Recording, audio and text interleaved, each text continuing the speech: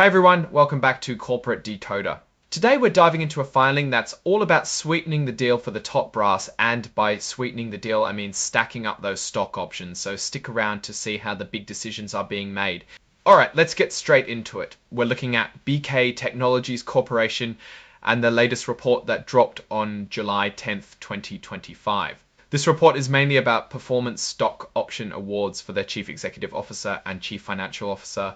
Think of these as special deals that reward them if the company's stock price hits certain targets over the next 5 years.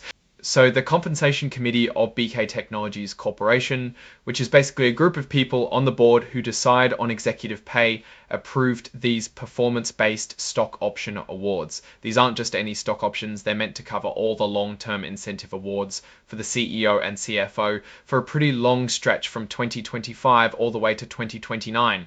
This means they probably won't get any more of these special stock awards until after 2029. This means they probably won't get any more of these special stock awards until after 2029.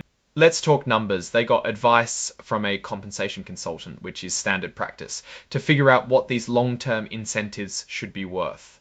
The committee decided to grant these awards with a specific cash value and then convert that into a number of stock options. For John M. Suzuki, the CEO, the cash value of his award was a cool $20,100. And for Scott A. Malmenger, the CFO, his award had a cash value of $250,000. Now, how many options did they actually get? Well, John M. Suzuki received 112 around 391 performance stock options. Scott A. Malmenger was granted 50,175 of these performance stock options. These options come with an exercise price of $42.21 per share, which was the company's stock price on the day the options were granted. They also have a 10-year lifespan. The really interesting part is how these options vest or become usable. Generally, up to 100% of these options can be earned and become exercisable on July 10th, 2030, which is 5 years after they were granted. And this is a big but, this vesting is tied to the company hitting specific stock price targets during those 5 years. Plus, both executives need to still be working for the company on that 5th anniversary. Let's break down these targets.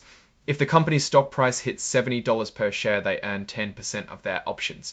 If it reaches $100 per share, that's 15% earned at 130% of their options. And if the stock price climbs to 160 tavas per share, that earns them 25% of the award. Finally, if the stock price soars to $190 per share, they earn a full 30% of their performance stock options. It's important to note that if a particular stock price target isn't met, the part of the award linked to that target is just forfeited, gone.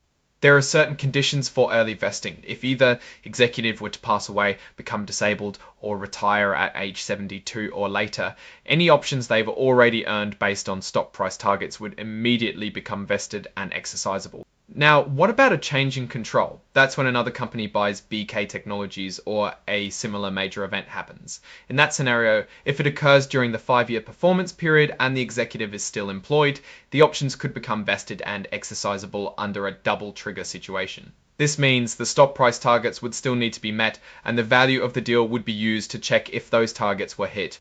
To make sure the stock option agreements are the final word on what happens in a change of control situation, even if their regular employment agreement said something different. They also amended those.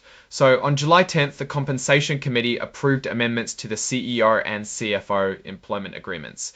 This essentially ensures that the specific terms in the stock option agreements for these performance awards will dictate what happens, overriding any older, potentially conflicting clauses about change of control in their employment contracts. The nitty-gritty details of these stock option agreements are in Exhibit 10.1 and 10.2, and the amendments to their employment agreements are in Exhibits 10.3 and 10.4. These are filed as part of this report, and the report is signed by Scott A. Malmenger, the Chief Financial Officer, on July 14th, 2025. So let's talk about what this all means. On the surface, this is a pretty standard move for executive compensation.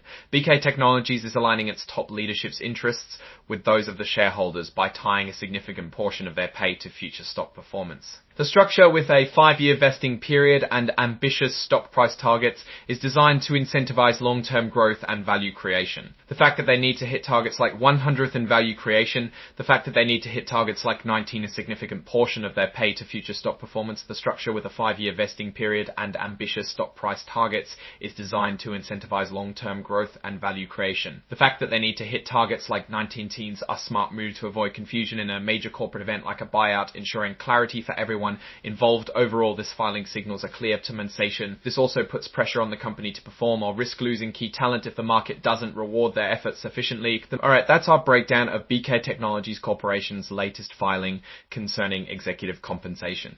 What's your take on these stock option awards and what they signal for the company's future? Drop your thoughts in the comments below.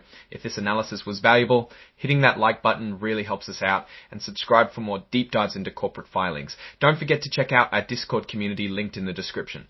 Thanks for watching, and we'll see you next time.